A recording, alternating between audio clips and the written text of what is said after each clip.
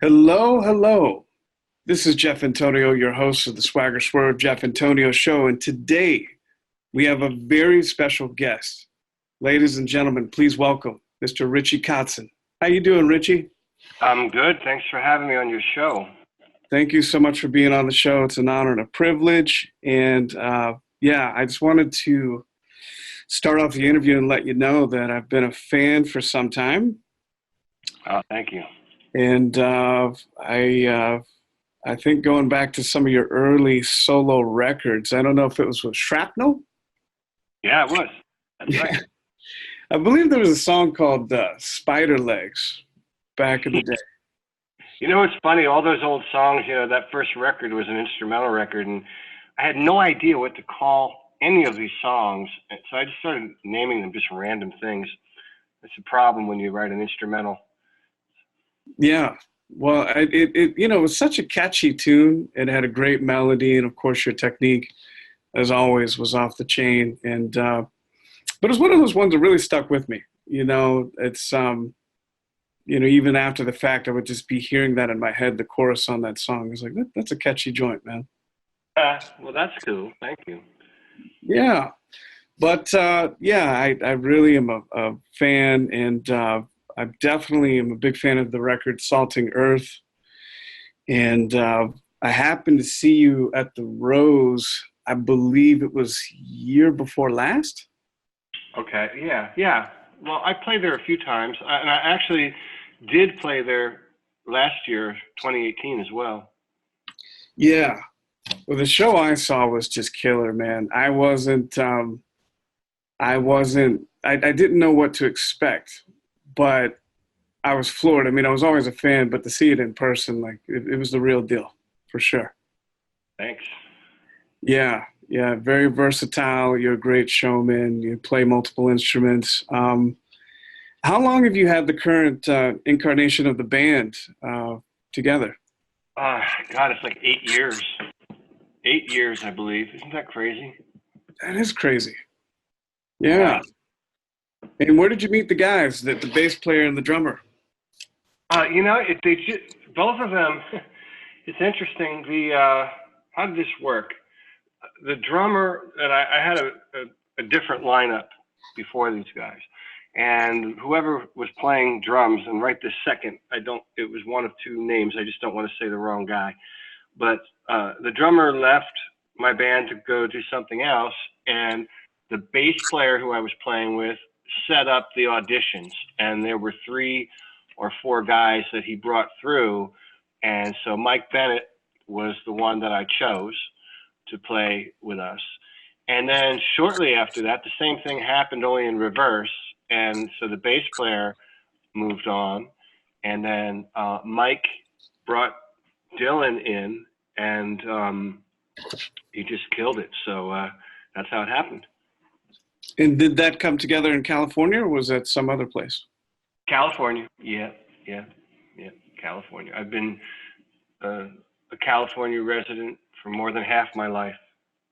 Originally, though, from Pennsylvania, right? Originally from Pennsylvania. I moved out here when I was I started flying back and forth from Philadelphia to San Francisco when I got my record deal. I was 18, and I would fly to San Francisco to make my recordings. And I intended on moving to San Francisco, but I ended up a few years later moving to LA because I signed a recording contract with Interscope, and they had some plans for me that required me to be in Los Angeles. So I moved to LA, and I've been here ever since. That's so cool. So take us to the beginning, Richie. I mean, what would you say is one of your biggest memories as a kid growing up where you kind of had that aha moment with music? You realized this is something that you wanted to pursue? Well, I got into music. I was really, really young. And I started playing live when I was very young. I believe I was in 7th or 8th grade. And there was a kid that was older than me by a couple of years, and we formed a band. And shortly after that, there was another musician, a drummer, who was much older than us. He was in his early 20s, and we were like 15 and 17, respectively. And so he took a liking to us, and he kind of mentored us, and we formed this band, and the band became really popular, although it was a cover band. We did cover songs, but we did really good business in the tri-state area of Pennsylvania, Delaware, and New Jersey. And at one point, I was playing like 4 nights a week, and I was a teenager. I was in a full-time bar band, and that's really where I kind of, you know, started making money playing music. But somewhere in there, I realized that I really hated playing other people's music. Like I really discovered early on that, like, you know, the reason that I learned the guitar was to make music of my own. And so I started writing and singing.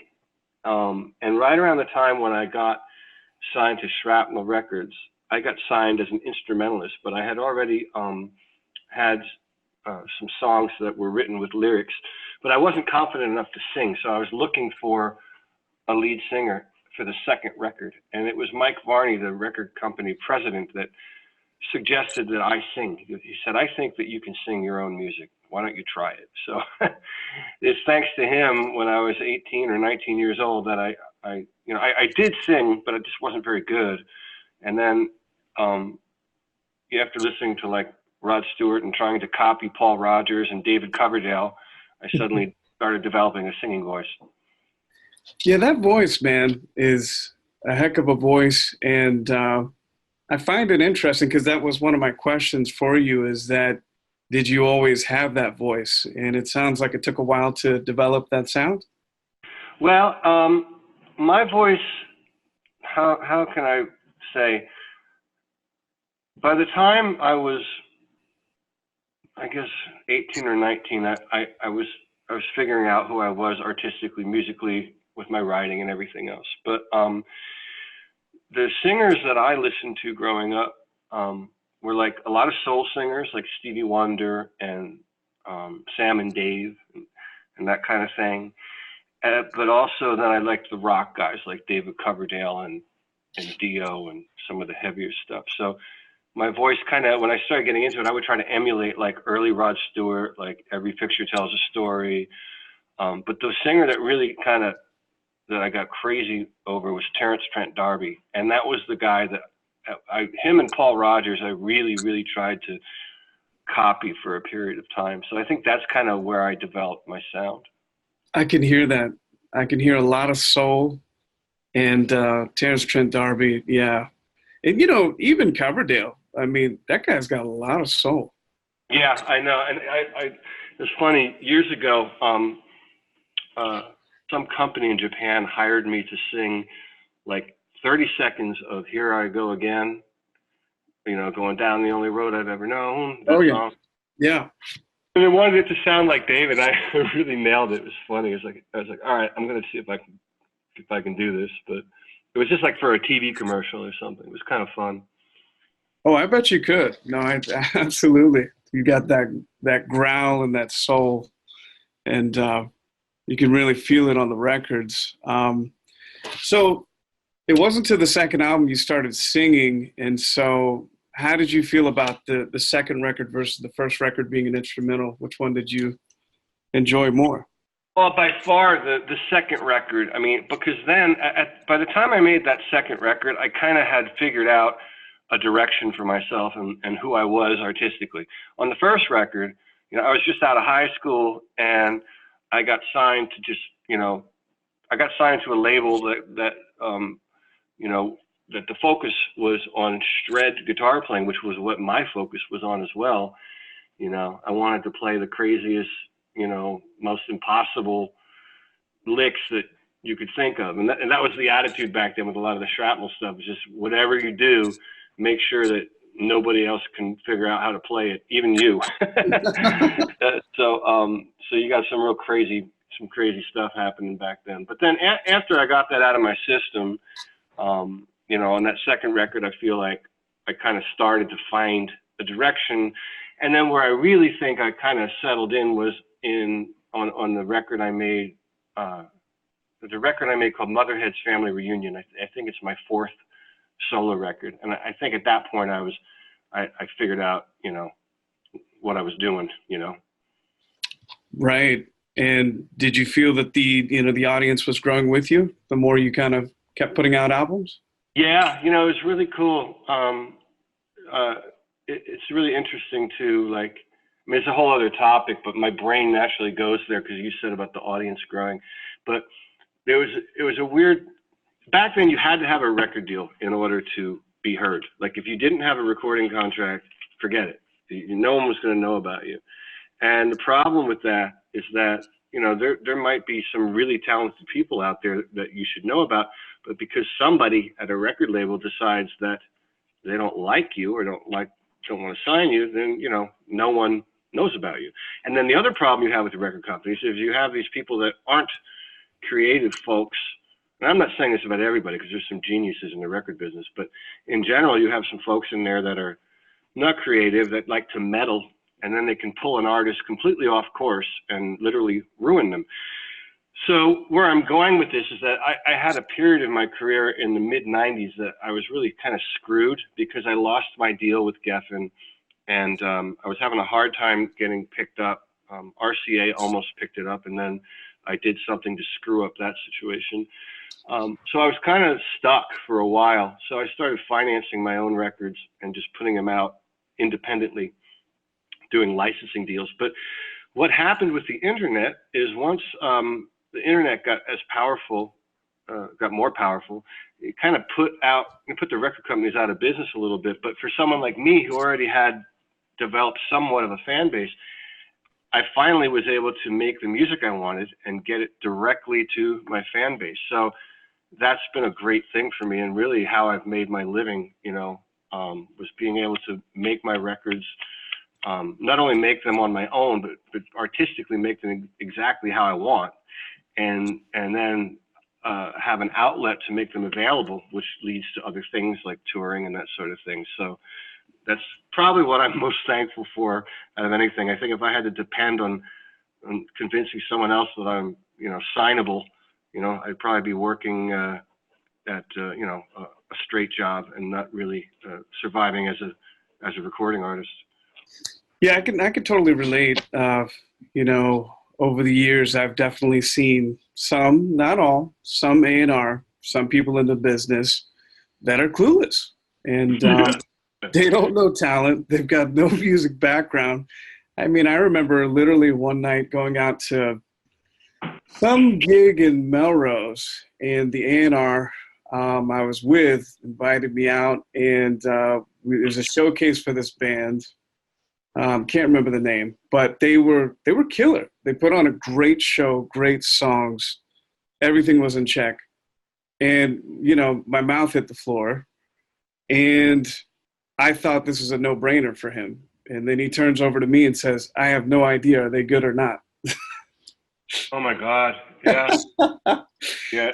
I've heard so many things said by people. It's just, I told him, I told him, sign them. What are you nuts? I was just floored that he didn't really have an ear, or just any sense of what was good or what was not. And that made me realize it's just trivial who gets in that door, at least at that time, Yeah. I mean, occasionally you have an A&R guy that, takes a chance and, and then you end up with like Nirvana or some really innovative, cool band. But, it was tough back then. For sure. So would you say that, your records, since you are able to release them independently, are more authentic than ever? Oh, yeah, I absolutely. I mean, I've been pulled off course so many times. I mean, if you think about artists and you think about great records, there's variety with these artists, like a Led Zeppelin record has, a heavy song, but then there's an acoustic song, and then there's some things that sound like almost funk, and it's weird with these record companies. Back then, they had in their head that every song had to sound the same, I mean, You know, it's like, you know, the audience, and in my mind, like, well, I think the audience is a little deeper than you're giving them credit for. I mean, you know, if you're a creative person, you don't want to keep writing the same song over and over again. It just doesn't, I don't know, it doesn't make sense to me. So on my records, I always end up with, you know, elements of what I'm known for, which is my guitar playing and the way that I sing. But, you know, I have a lot of, you know, I'm not a one-dimensional person, so there's songs on the record that showcase more of the soul influence that I have, and that just comes out naturally. And then there's songs that, you know, lean heavier just because I also grew up listening to hard rock. So, you know, I always liked artists like that had, you know, a little more depth than just the same sound over and over again. Oh yeah, those are the best artists, best bands. You know, that they can go from genre to genre naturally, and it feels natural when you listen to it. It's just effortless because you can tell they're a true fan of many different dimensions. They're not kind of stuck in a corner. Yeah. Exactly. Are you a player too? It sounds like you do play music. Yeah, I play guitar and sing and, you know, do what I can. But yeah, I've been playing for some time. Put out a couple of albums, and but it's always good to be inspired by someone like yourself, man, because you got those dimensions. Like I said, the soul, the guitar, the songs. How do you get into that creative zone, Richie? You know, how do you go into the studio, block out the outside world, and get into your zone? That's a really good question. I'm glad you asked it because I'm actually going through a weird phase right now. You know, last year I put out 2 singles, and under other circumstances, I probably would have held on to them and waited till I had a full record. But, you know, I was still touring. I was kind of still in an album cycle. So I released them as singles, and I just finished a 3rd one that I'm going to release in the next couple of months. But, you know, I have all these songs right now that are in one form or another of completion, and I can't bring myself to stay in the studio long enough to finish it. Like literally today, I got up and I had to go to the post office, and I went and got something to eat, and I came home and I'm listening to this thing, and I'm like, wow, this is really going to be cool. And I laid down a tambourine track, and then after I laid down the tambourine track, I'm like, I just don't feel like being in this room. And so this has been going on for a while. You know, I think I got sidetracked pretty bad at the end of the year because I had come off my tour, and I had one last run of dates in New York. We had 3 nights in New York. And I came home, and my plan was just to kind of chill over the holidays and then start going through some of these ideas. Well, within a couple of days after being home, we got evacuated because of the Woolsey Fire. And where I live is literally the middle of the part that took it the worst. Like, so for a month, I couldn't live in my house because we had no electricity because all the power lines burned to the ground.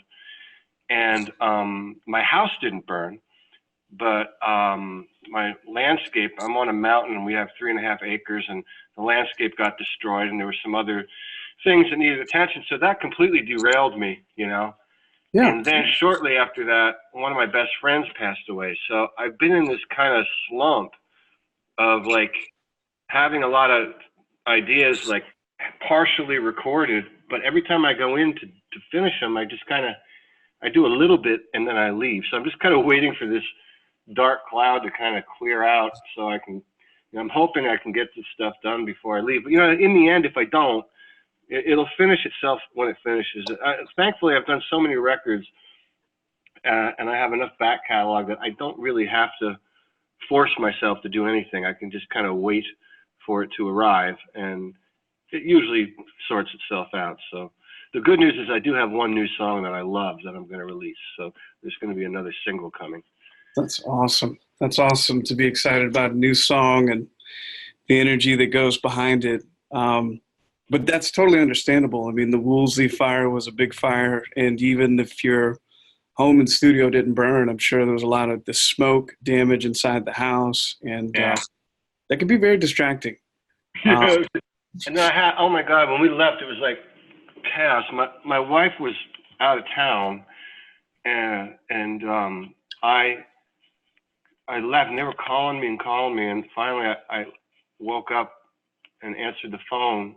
But I think I woke up because the smell was strong, and I looked outside, and the fire was coming over the mountain. I'm like, oh man, I gotta leave. And I have a large Doberman Pinscher, and so I put him in the pickup truck with me, and I just grabbed my insurance policy and a couple of hard drives that had some stuff on it, and that's all I took. My wife wanted her bass, so I grabbed her bass guitar, and my dog and I drove down PCH to my friend's condo in Santa Monica, and it was crazy, man. For 2 days, I didn't know if the house burned or not because I couldn't come back and I couldn't see anything on the news. And then a neighbor who stayed in the canyon sent a picture of the house, and in the picture there was a little flame burning in the front by the gate. Oh yeah.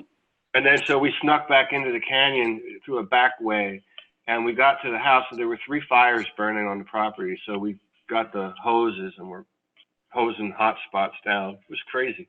Wow. Wow. Yeah, that's the crazy thing about wildfires. It you know, the way the wind blows in any which direction, and then it'll hit one house and then skip another, hit the next 2. Yeah. It's frightening. It really is, especially that fire, which was huge. And I hope it doesn't happen again anytime soon. I hope not either. I hope not. That's scary stuff. So, Richie, when you laid down the tracks and you got a pretty good feeling about it, you know, and you're kind of in those final stages where you're going to put in this, take out that, what have you, how do you know when the song is actually done? You're going to leave it alone, send it out. Right. Well, usually what happens is I get to a point where I get in this crazy zone with myself that I keep listening to it over and over, and I'm listening to it like almost I become like a fan, and like I'm rocking out to it. And so then I kind of know, well, if I'm like this excited about the song, it's done. There's nothing more to do. Right. So, right. You know, it kind of comes that way on its own. And you know, if I'm not excited, I can always tell when something isn't done because I'm just not. I always feel like it's close, but it's just not doing what it needs to do. Right. Have you ever had a song that was just beyond you being able to get it to where you want to be, and you just said, you know what, I'm just going to leave this one alone? All the time. And then you know what happens? What happens is years will go by, and I'll find the song accidentally on a hard drive, and I'll finish it and put it on a record. That happened on my last record. There's a song called, I think it's called Make It Easy. Mm-hmm. And so that song was done. It was done way back in 2004, I think, from the Get Up sessions. And I never finished it because lyrically, I couldn't think of anything I wanted to say. Mm-hmm. And so I'm just going to let it sit. And then when I was going back over stuff, the lyrics just came to my mind. And within 10 minutes, it was done, you know, lyrically. And then I just sang it. So that happens, you know, sometimes just walk away from it and do something else. Yeah. And when you come back, you've got a whole new perspective. It's not always a quick process. I tell you what I love right now. Like, you know, I was talking earlier saying like I go in the studio and I lay down a tambourine and then I leave.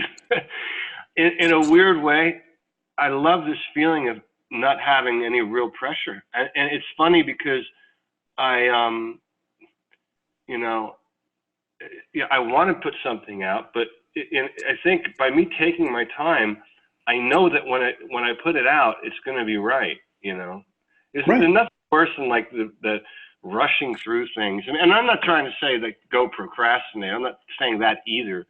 You know, if you're super inspired, you can, you know, bang out a couple songs, you know, relatively quickly. But I'm just saying I don't feel like this urgency, like, you know, like the world needs another Richie Kotzen record. It'll happen if and when it happens, and if it does happen, it'll mean something. That's my attitude. Right. It's just a very natural process. And then the other problem too, like if you just keep regurgitating material, like just, you know, after a while, I don't care who you are, you know, you're kind of vomiting at that point. It's just like, you know, no one is that prolific that everything that they do in the studio is suddenly worth being released. Right, right. That's good. That's good. I mean, yeah, I mean, not everything should be out there, and, you know, we're bound to repeat ourselves at some point. And one thing I know about you is I know you're a multi-instrumentalist. I know you play, you know, several instruments. I'm sure you probably also play bass and drums. When do you decide that you're going to track it yourself versus playing with other musicians and collaborating? That's another one of those things that kind of the song dictates it. Like I wrote this song called Riot, and I wrote it relatively quickly in my living room on the guitar. I just had this concept and this melody, and then I thought, you know, I'm gonna have Mike come and play drums on it because I want to do something beyond what I can do on my own. And so he came in and played drums on it, and I played the bass, and then I had my bass player, because I had never done anything in the studio with those guys and released it.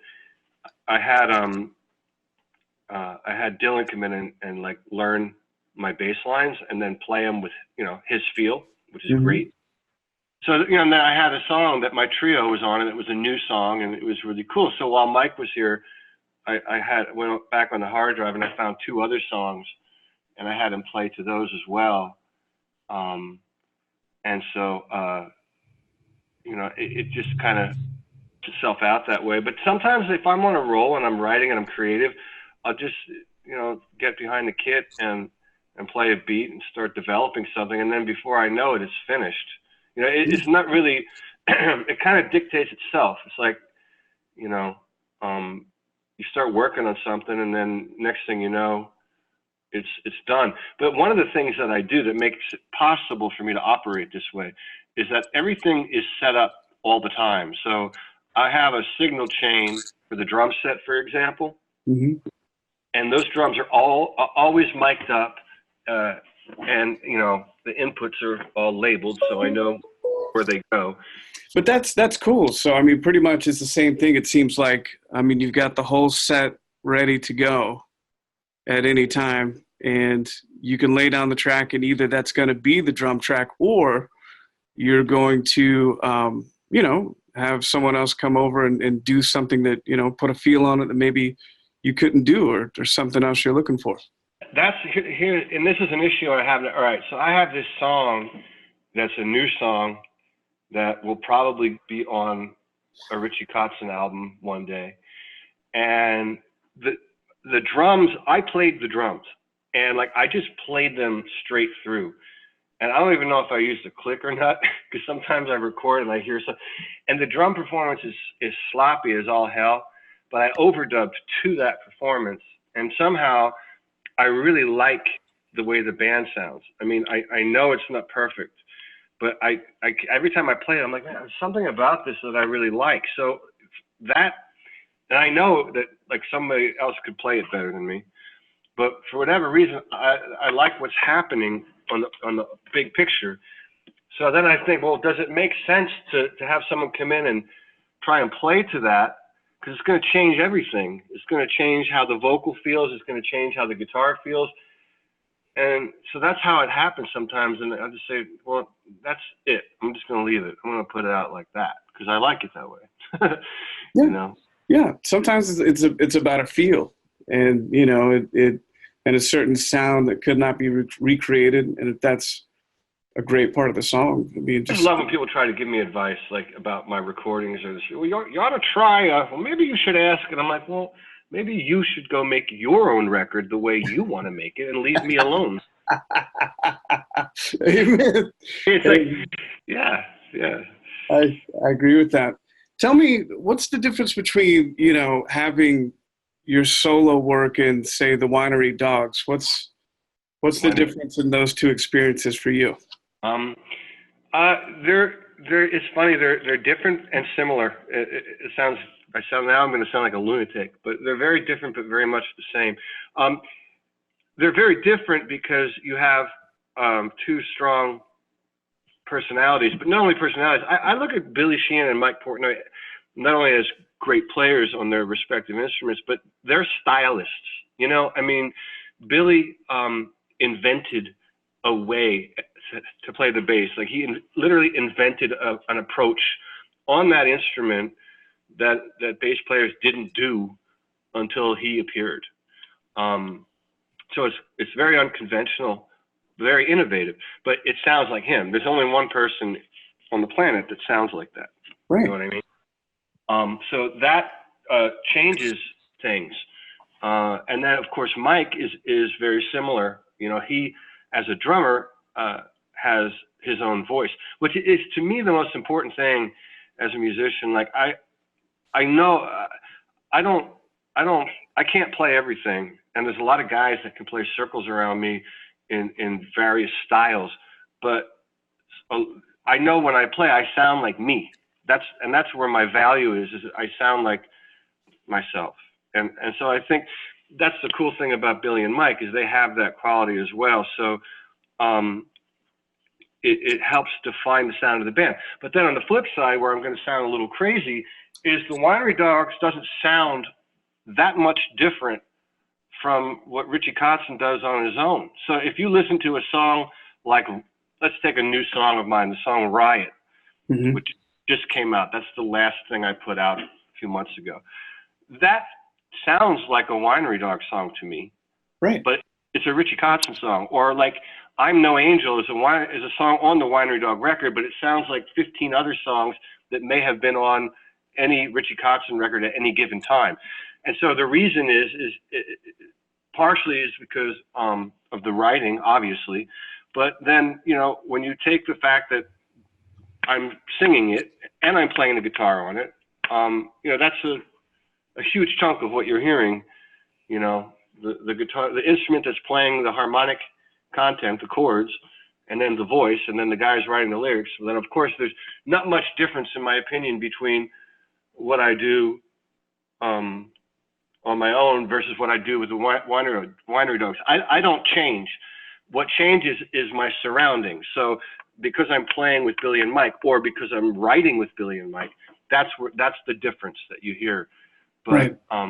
For me personally, I'm not doing anything any different really, other than just you know, collaborating in a different way. Does that make any sense what I'm saying, or am I talking in circles? No, it makes complete sense, because I was listening to the Winery Dogs and I was like, you know, this sounds a lot like Richie, but well, it's because Richie's in it.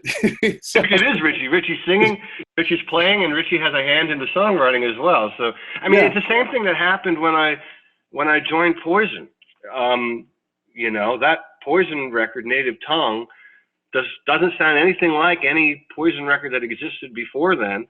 Well, you know, because you changed the guitar player and a primary songwriter, so of course it's going to be different. It might Absolutely. be worse. It might be, you know, fans might have been like, oh my God, what happened to this band? But it definitely is different. No, it changed. That it was definitely more bluesy, more soulful. It had your mark on it.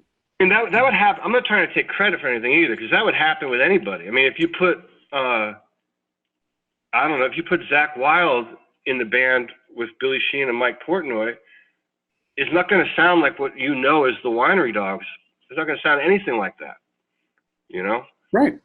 It changes the whole course.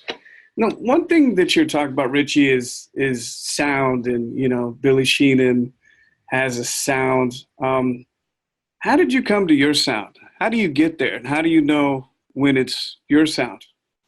I think by not really giving a shit about anything beyond what I like and what makes me happy. I think somewhere along the line, I realized, hey, this particular thing, and I mean even as literal as a technique. I can remember being a kid practicing alternate picking and being like, oh man, this is getting on my nerves. You know, I'm not nearly as clean as Al Di Meola, and I don't feel like practicing. I hate practice. I hate practice.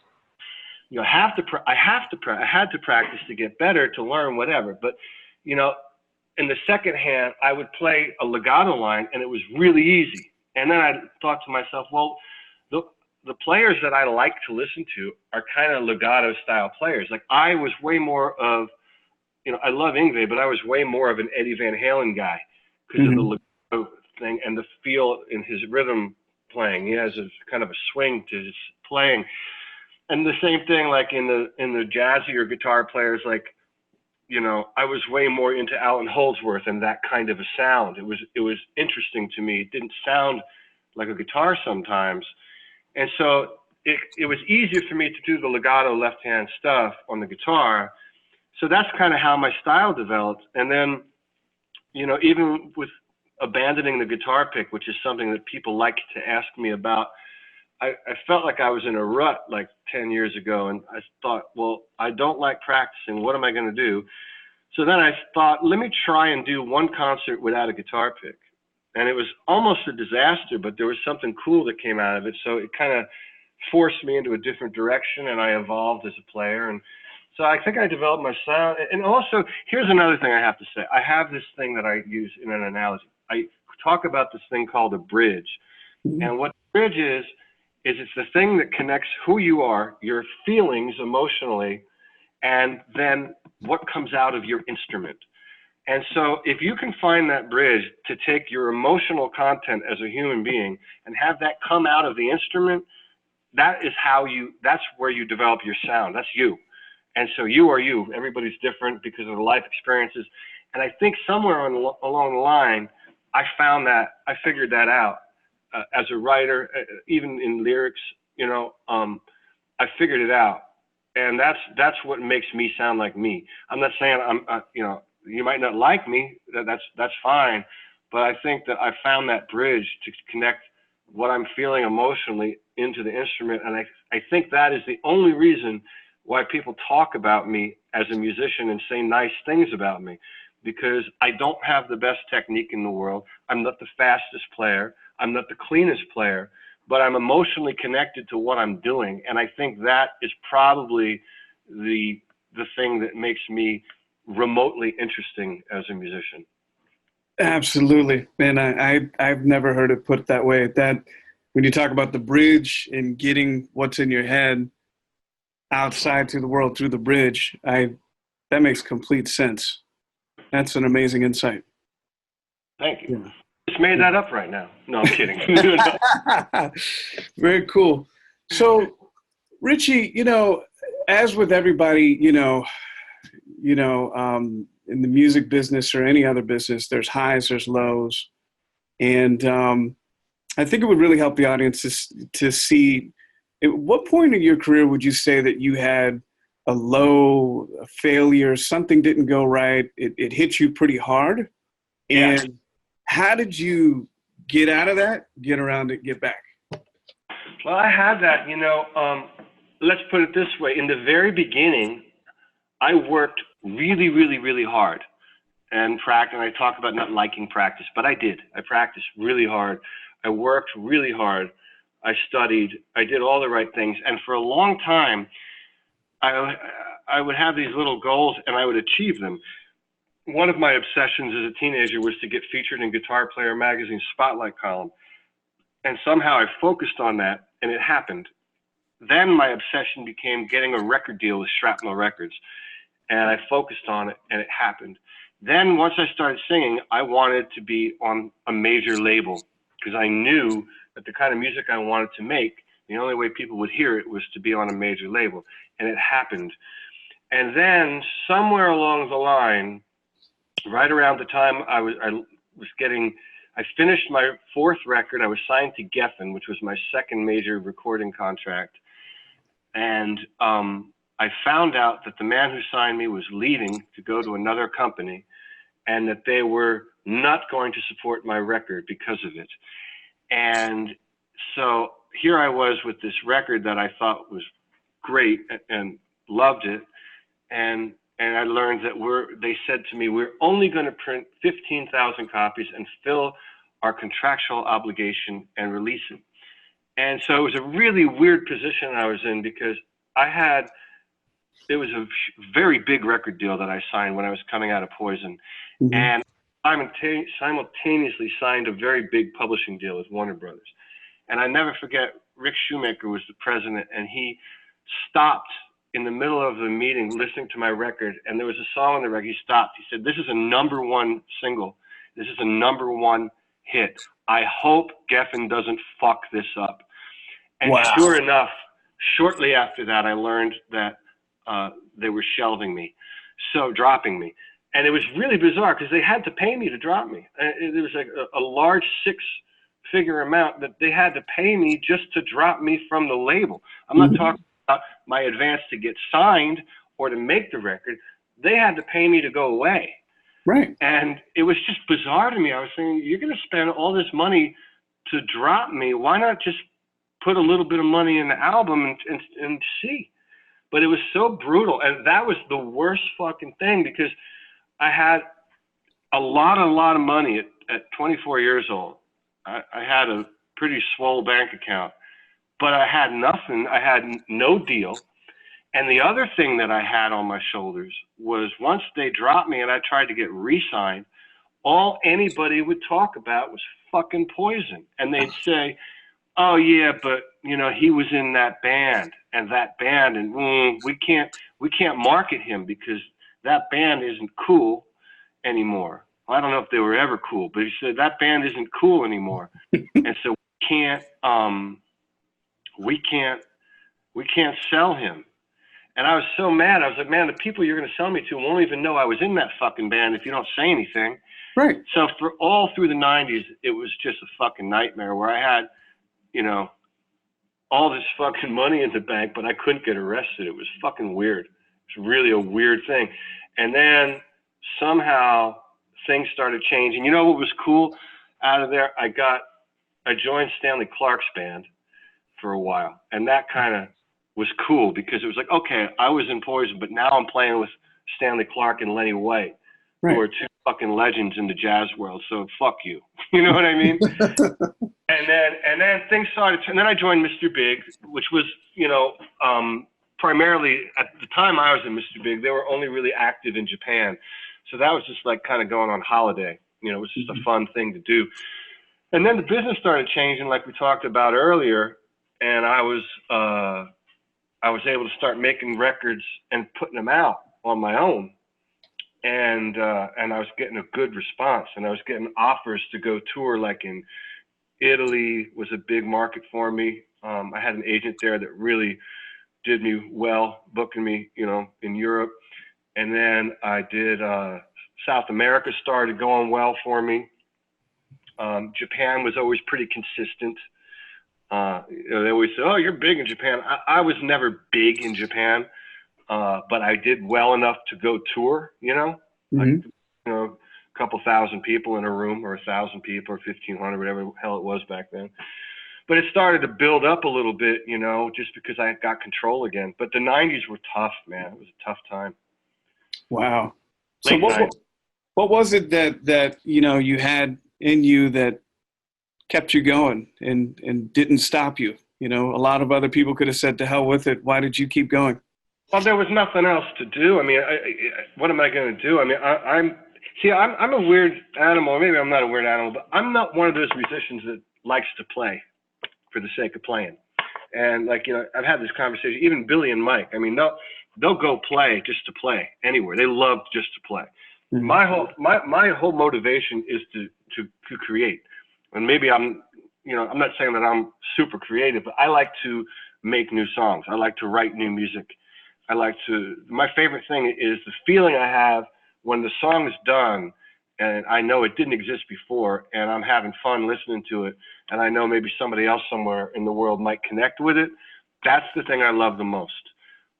So I just kept doing that, you know, all through that time.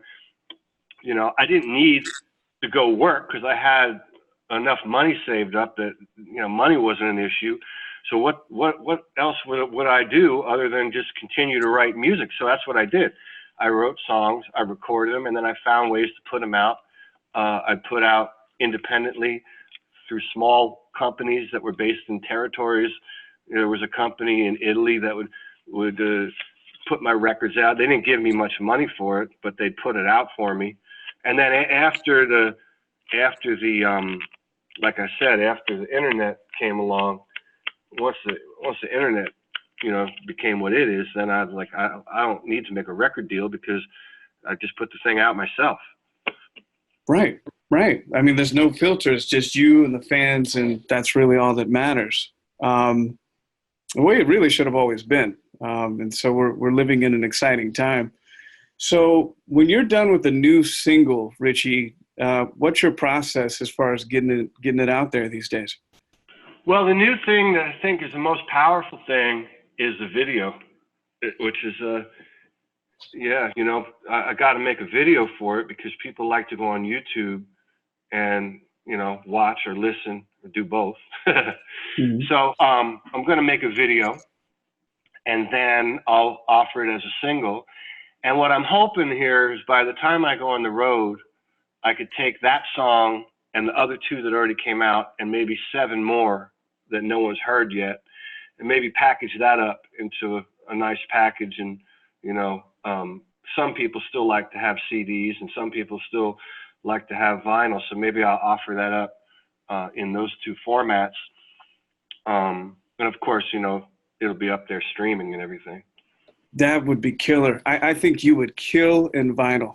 Just a personal thing, but I think that at the shows and available, it's something special.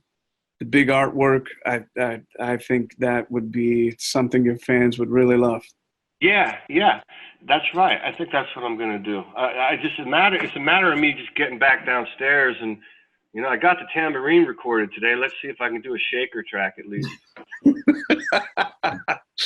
Absolutely. So tell me, Richie, give me 3 big musical influences on you presently that you're listening to, you're vibing out to, and you're really liking. Different bands, artists, what have you.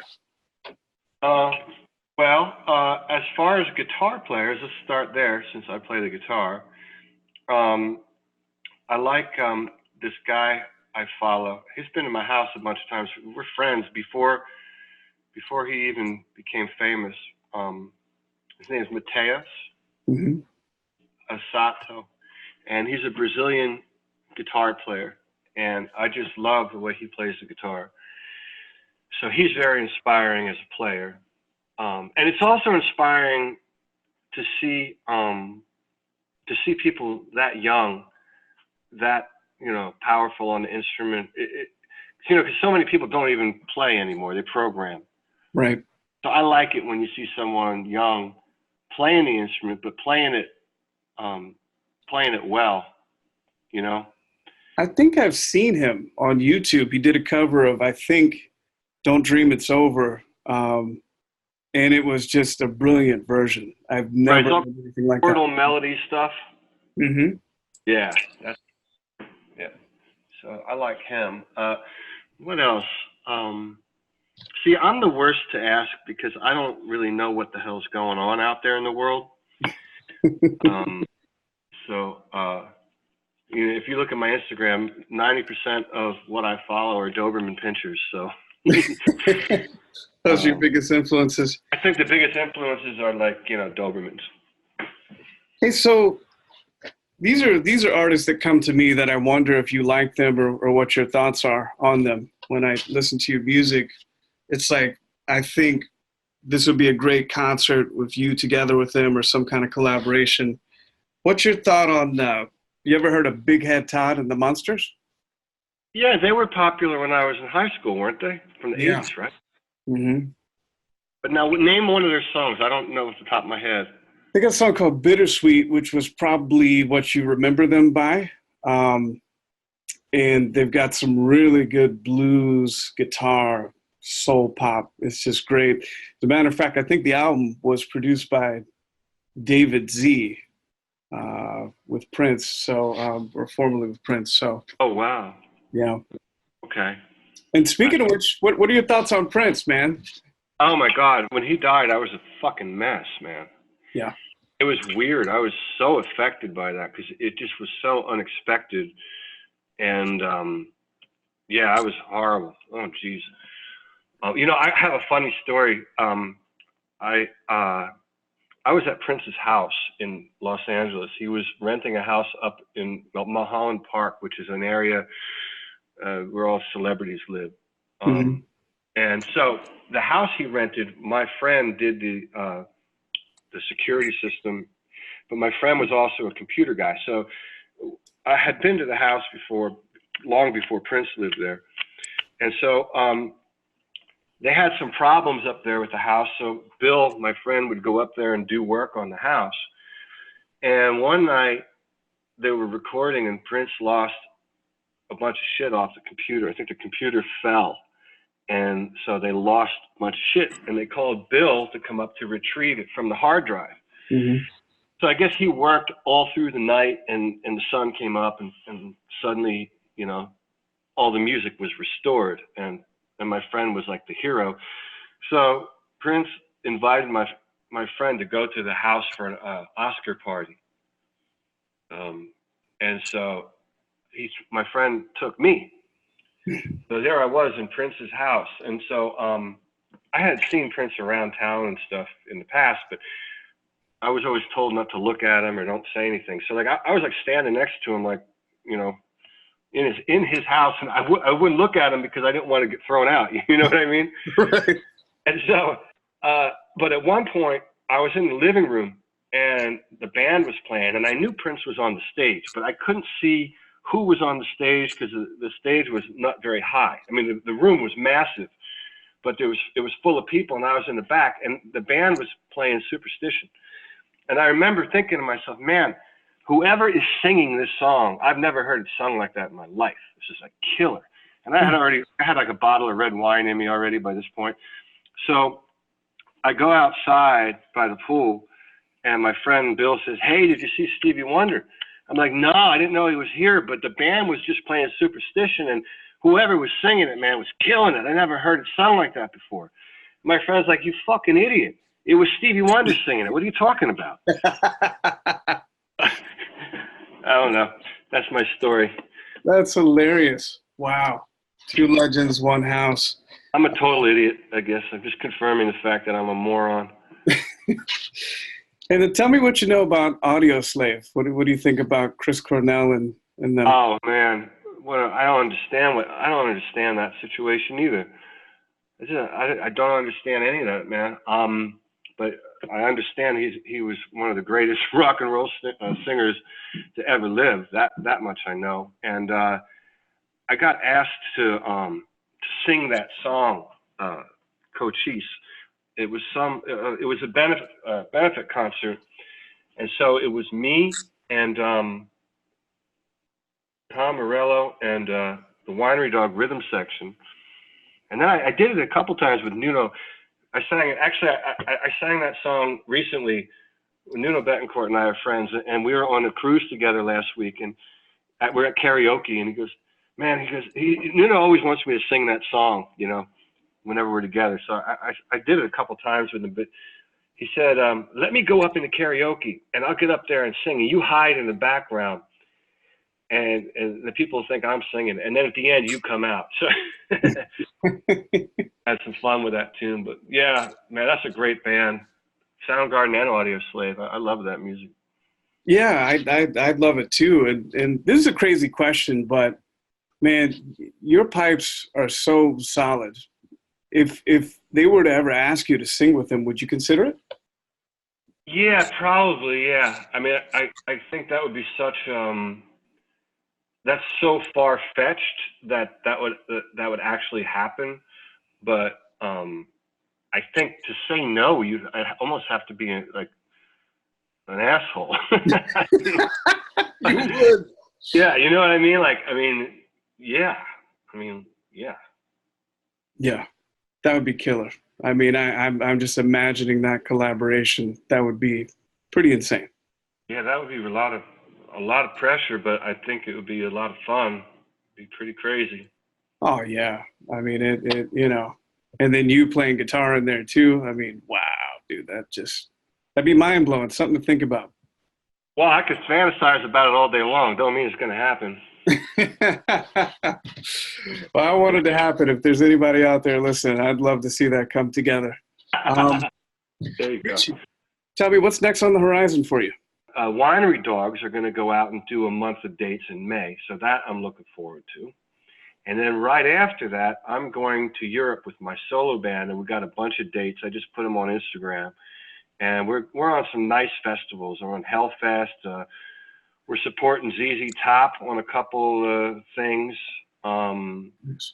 It's going to be a good run. Well, Richie, tell us where we can find you online. Well, I'm on Instagram, so Richie_Kotzen. I think that's my handle on Instagram. And you'll see a lot of pictures of me and my wife and my dog. And I think there's a cool video of me dressed up as the Joker. So that's that. And then I've got Twitter. And I really, Instagram's a spot, though. I don't really diddle around too much with other social media stuff. I like Instagram. Nice. Well, it's been an honor and a privilege having you on the show. I wanted to say thank you so much for coming on. An amazing artist, singer, guitar player. Can't say enough about him. I highly recommend the latest album, Salting Earth. Make sure you check it out. Until next time, keep up the hustle.